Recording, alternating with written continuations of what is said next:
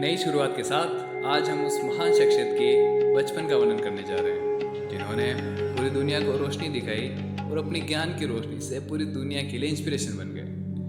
वे कम उम्र में ही धर्म, वेद और दर्शन शास्त्र का ज्ञान हासिल कर चुके थे। स्वामी विवेकानंद की माता का नाम भुवनेश्वरी देवी था और पिता का नाम विश्वनाथ दत्त। उनके पहले 2 बेटियां थी।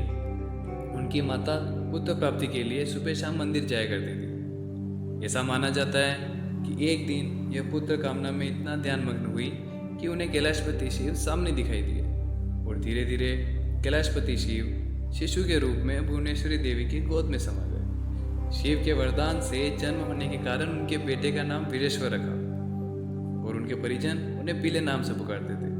विश्वनाथ दत्त और भुवनेश्वरी देवी की तीसरी संतान स्वामी विवेकानंद थे। भुवनेश्वरी देवी अपने संतानों से काफ़ी प्रेम करती थी और स्नेहपूर्वक उनका पालन पोषण करती थी। वे भागवत, रामायण, महाभारत और आदि ग्रंथों का पाठ अपनी संतानों को बचपन से ही सुनाती थी।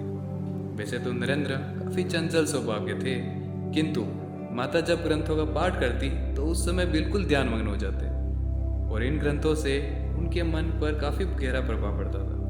उनकी बुद्धि काफ़ी तीव्र होने के कारण बचपन से ही उन्हें यह सभी ग्रंथ कंठस्थ हो गए और वह अक्सर इन ग्रंथों का पाठ किया करते थे।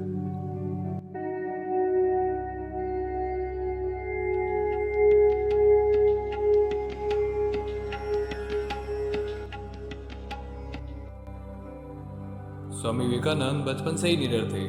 जब वह अपने एक मित्र के यहाँ खेलने जाया करते थे, उस समय उस मित्र के घर में एक चंपक पेड़ लगा हुआ था और नरेंद्र का पसंदीदा पेड़ था और उन्हें उस पर लटक कर खेलना बहुत प्रिय था। रोज की तरह एक दिन वह उसी पेड़ को पकड़कर झूल रहे थे। तभी मित्र के दादाजी उनके पास पहुंचे। उन्हें डर था कि कहीं नरेंद्र उससे गिर न जाए या कहीं पेड़ की डाल ही टूट न जाए। इसीलिए उन्होंने नरेंद्र को समझाते हुए कहा, नरेंद्र तुम इस पेड़ से दूर रहो, अब दोबारा इस पर मत चढ़ना। नरेंद्र ने पूछा क्यों? इस पर दादाजी ने कहा कि इस पर एक ब्रह्म दैत्य रहता है, वो रात में सफ़ेद कपड़े पहने घूमता है और देखने में बड़ा ही भयानक है। नरेंद्र को ये सब सुनकर थोड़ा अचरज हुआ। उन्होंने दादाजी से दैत्य के बारे में कुछ और बताने का आग्रह किया। इस पर दादाजी ने कहा कि वह पेड़ पर चढ़ने वाले लोगों की गर्दन तोड़ देता है। नरेंद्र ने सब ध्यान से सुना और बिना कुछ कहे आगे बढ़ गए। दादाजी भी मुस्कुराते हुए आगे बढ़ गए। उन्हें लगा कि बच्चा डर गया है। वह जैसे ही वे कुछ आगे बढ़े, नरेंद्र पुनः पेड़ पर चढ़ गया और डाल पर झूलने लगा। ये देख मित्र जोर से चीखा और कहा कि अरे तुमने दादाजी की बात नहीं सुनी, वो दैत्य तुम्हारी गर्दन तोड़ देगा। बालक नरेंद्र जोर से हंसा और बोला, मित्र डरो मत, तुम भी कितने बोले हो। सिर्फ इसीलिए कि किसी ने तुमसे कुछ कहा है उस पर यकीन मत करो। खुद ही सोचो, अगर दादाजी की बात सच होती तो मेरी गर्दन कब की टूट चुकी हो।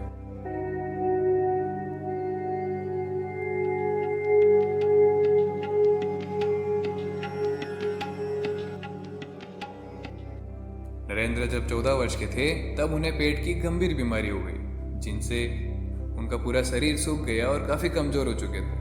उस समय उनके पिता रायपुर में काम किया करते थे, तो उन्होंने नरेंद्र और पूरे परिवार को रायपुर बुलाना ही ठीक समझा। रायपुर का रास्ता उन दिनों बहुत खराब हुआ करता था। कोलकाता से रायपुर का रास्ता उन दिनों बैलगाड़ी के द्वारा तय करना होता था, जिसमें लगभग 2 सप्ताह का समय लगता था और जंगली जानवर भी खतरे का विषय था। इस यात्रा का उल्लेख करते हुए नरेंद्र ने कहा है कि रास्ते की सुंदरता देखकर उन्हें कठिनाइयों का एहसास ही नहीं हुआ और प्रकृति की सुंदरता देखकर, वनस्थली का सौंदर्य देखकर उन रास्तों के कष्ट ही मालूम नहीं हुए। विंध्य पर्वत के आकाश को चूमती हुई चोटियाँ, फलों और फूलों से लदी हुई तरह तरह की बेलियाँ, कुंज कुंज में चहचहाते हुए पक्षी आहार की खोज में भूमि पर उतर जाते थे। नरेंद्र ने यह सब पहली बार देखा था। देश के अतीत की कहानियां उनके मन में पहले से ही अंकित थी। अब उसका रूप, वैभव, विशालता और महानता भी अंकित हो गई। देश को और अधिक देखने की इच्छा भी यहीं से प्रबल हुई। यह वह अवस्था थी जहां से चरित्र का निर्माण होता है, और सच कहें तो नरेंद्र के चरित्र का वास्तविक निर्माण रायपुर में हुआ।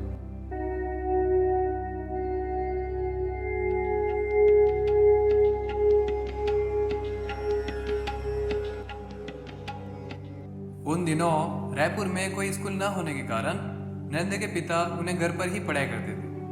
पाठ्य पुस्तक के अलावा दर्शन शास्त्र और साहित्य संबंधी विभिन्न पुस्तकें पढ़ाते थे। बेटे की जिज्ञासा और स्मरण शक्ति देखकर उनके पिता दंग रह गए और उन्हें नरेंद्र को पढ़ाने में और अधिक आनंद आने लगा।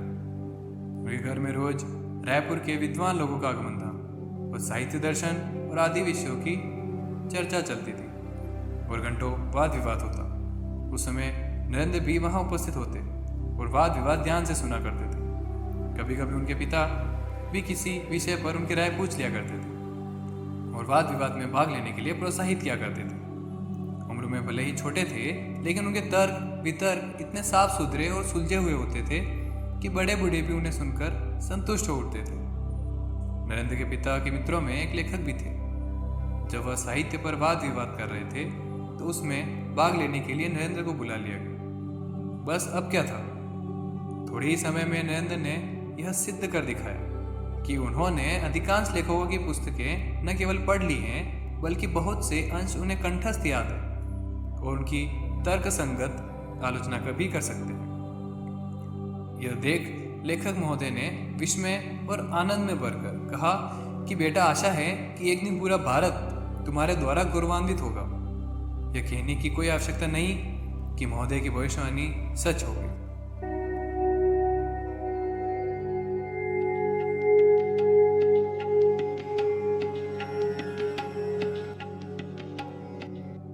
नरेंद्र रायपुर में 2 वर्ष तक रहे। एक दिन नरेंद्र ने न जाने कैसे पिता से पूछ लिया कि आप हमारे लिए क्या छोड़ रहे हैं। इस पर पिता ने दीवार पर लगे आईने की तरफ इशारा करते हुए कहा कि जा आईने में अपना चेहरा देख, तब तुम्हें समझ आएगा कि मैंने तुम्हें क्या दिया है। उनके पिता कभी नरेंद्र को डांटते और बुरा भला नहीं कहते, बल्कि उन्हें सुधारने और आत्मविश्वास पैदा करने का उनका अलग ही ढंग था।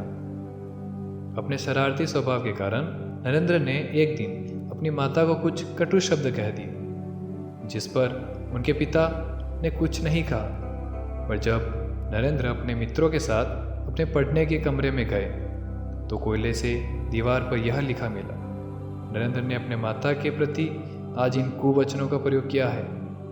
यह देख नरेंद्र की गर्दन लज्जा से झुक गई और वह यह शिक्षा जीवन भर नहीं भूल पाए। यहाँ तक सुनने के लिए आपका धन्यवाद। आगे के लिए बने रहें।